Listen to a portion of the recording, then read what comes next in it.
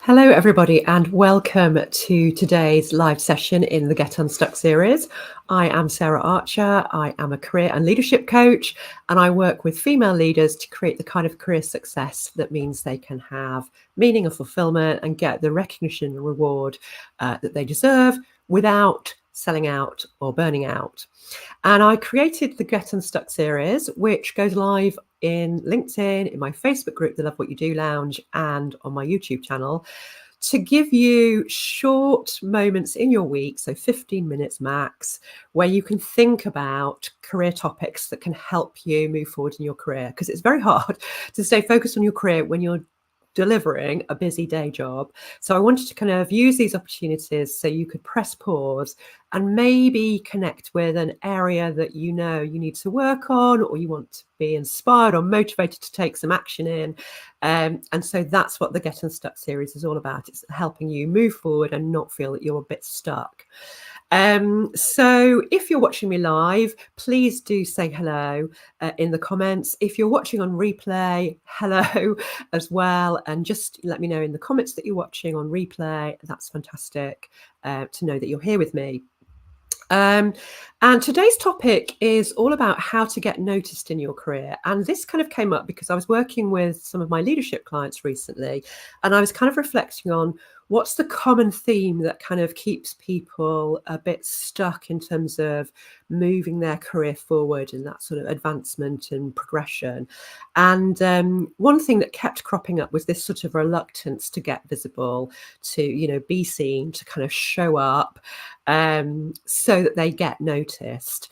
And so I wanted to ask you a question. How do you feel about visibility? How do you feel about getting noticed in your career? And if it's something perhaps that you know it's an area that you struggle with or you find difficult, just put the word visible into the chat just to let me know that that's something for you is a bit more of a challenge. Because today what we're going to talk about is some tips about how to approach it and a particular action you can take away and do straight away to notice, what sort of impact you're having. Because it is challenging to do it, but it's incredibly worthwhile, and there's lots of good reasons why you should think about getting noticed in your career. So obviously the first one is career advancement. So positioning yourself for that promotion or that new role in a new organization, but also it's good for your career development, because if you are being visible and you're getting noticed, you're likely to be taking part in activities that are encouraging you to step out of your comfort zone in some way. So you are going to be developing from a personal development point of view, but also you're more likely to be taking part in maybe events, conferences, networks, keeping your finger on the pulse of what's going on in your industry, having those conversations. So it's going to increase your industry knowledge and your industry expertise as well. And it means that you will have access to opportunities to get involved in perhaps new and interesting projects as well, because you might be top of mind with your boss, with your peers, with senior leaders, with people outside the organization. And also you will get the recognition for what you're doing. And recognition is something that keeps coming up and up again about how organizations are really bad at recognizing people's contribution. So obviously taking some control over that by ensuring you are getting the recognition for the work that you're doing and it isn't being claimed by other people is really important in terms of getting noticed too. So there's lots of really great reasons about why to do it. But I know it feels hard. Lots of my clients find it hard to do. And there's lots of reasons for that. So, firstly being, it feels hard to make time to do it. On top of the day job, it feels like another thing to add to the to-do list. So that can be a challenge. But often the bigger challenges are around kind of the fears and beliefs and mindset issues that go on. So it can feel really uncomfortable to promote yourself.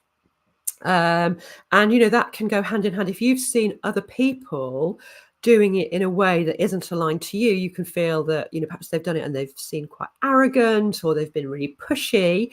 It can mean that you then don't want to be that person. And so you shy away from it, even though you probably wouldn't do it in that way. But you've seen an example of it, and it can really turn you off in terms of thinking about getting noticed and promoting yourself. And often you kind of feel, and quite legitimately feel, well, I should just be able to work hard, do my job, and get noticed because I've delivered my job. But unfortunately, doing your job is a given, but it's not enough. Everybody is busy. Senior managers are busy. Leaders are busy. You have to take responsibility for letting them know that you're doing your job and how you're doing your job and the impact you're having and the contribution you're making, so that they're aware of you and they're aware of that, and they're aware of your team if you're a leader as well, because you're also promoting your team's work.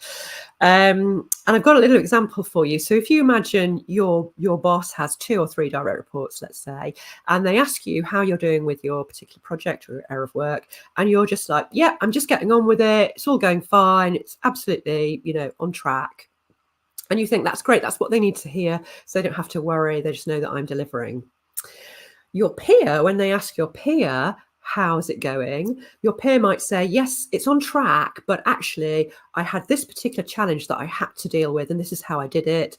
I had this difficult client, and this is the action I took with them to keep things on track and to keep them on side.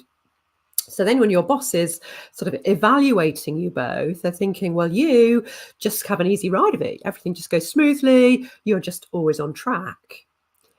Your peer, they might think, well, they showed X, Y, Z skills because they've had all this complexity and these challenges to deal with. Therefore, they might think they're more ready for promotion or for that next opportunity than you are. It's not fair, but that's their perception. So you have to be able to give them information about how you're doing your job as well, maybe the challenges you face, the complexity you've had to deal with, had to navigate, so they really understand the contribution that you and your team are making, and they can value it. So unfortunately, just working hard, just getting on with it is not really enough anymore. And also, getting noticed, getting visible can just feel uncomfortable. It can feel exposing. It can make you feel a bit vulnerable. It can push you out of your comfort zone. So it's no wonder that people shy away from it. But obviously, as I kind of talked about earlier, it's really important. It's important that you have your voice heard, and that, your contribution helps the organization make better decisions. If you're kind of shying away from contributing and speaking out, then you're denying the organization the value of your knowledge, expertise, and ideas. So, you can position it in that way as well, that you're helping the organisation to deliver what it does in a better way because you're contributing more. Also, it feels good. Once you've got past out of your comfort zone, it feels good actually to be talking about what you're doing, getting the recognition for you, getting the recognition for your team. And it enables you to take charge of your career. So you're not just waiting for someone to notice that you're doing really good work. You're actively positioning yourself for whatever it is that you want next. So let's look at my kind of 3 top tips to help you move the dial on getting noticed, getting visible. So the first one is around mindset. So it's about changing your mindset. So if your mindset is more of a kind of humble, modest, I don't want to boast, I shouldn't really be, promoting myself, that is actually holding you back. So you do want to do some work around changing that mindset and shifting it, excuse me, into more about having a desire to share your experience, your knowledge, and your impact, and letting your brilliance and the brilliance of your teams shine through. Okay, so it's kind of repositioning it in your head. So it's not about being arrogant. It's not about being pushy. It's not about boasting. It's about letting people know what you do and how you do it. Okay, so that's the first thing, is to shift your mindset. The second is to be authentic, which kind of helps with the mindset piece. So it's about getting noticed, but getting noticed in your way that feels aligned to you and that you feel comfortable doing. So not doing it in anybody else's style, but just thinking about, how do I want to promote myself, promote my work, promote my team in a way that I feel comfortable with. So it's about, doing your job and building your reputation and the reputation of your team and your organization, really. So connecting to that bigger picture of, actually, by me promoting myself, my team, my work, I am actually helping the organization build a great reputation for the expertise it has. We can be seen as the go-to team, the go-to organization for our area of work. And it's also about thinking your preferences. So personality preferences, if you're introvert or extrovert, it's going to maybe impact how you feel authentically about getting visible. So, extroverts might like group settings, introverts might like doing it more on a one-to-one small group. Extroverts might like doing it more in person, maybe speaking. Introverts might like doing it more in writing. So it's working out what is best for me and my style. And the third thing about getting authentic is recognizing that you have a unique perspective that, when you share it, is going to add value to lots of people in ways that you don't know. That you could be creating ripples in your organization that will help, maybe younger or more junior female members of staff see a great role model in terms of the leader that you are and the way that you contribute. And that you can help other people through sharing your perspective. So, for example, I worked with a senior leader in financial services a couple of years ago now, and we created a visibility strategy for her. And she was a really great, compassionate leader, and that was her uniqueness, was her compassionate leadership style in an industry that wasn't necessarily known for compassionate leadership. And so part of her visibility strategy was her developing her thought leadership piece around that. So she started to write some articles for LinkedIn about her particular leadership brand, and we defined her leadership brand. She started to do guest podcast spots on industry specific podcasts that were geared to kind of female leaders in the financial services industry. She also started to take part in internal networking opportunities that allowed her to be a role model for women in her organization and start to mentor some of the more junior ones as well.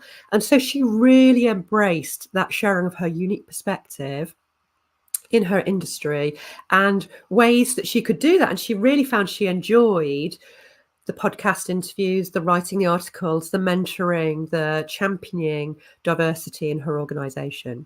So again, she did it her way. So it's thinking about, what would I enjoy? What feels aligned? What would I like to do? And it doesn't always have to be, doing something quite exposing as a podcast interview, but it could be looking for ways you can share that knowledge, that perspective, both internally and externally. And then my third tip is to be strategic and to be intentional. And this is about using your time wisely.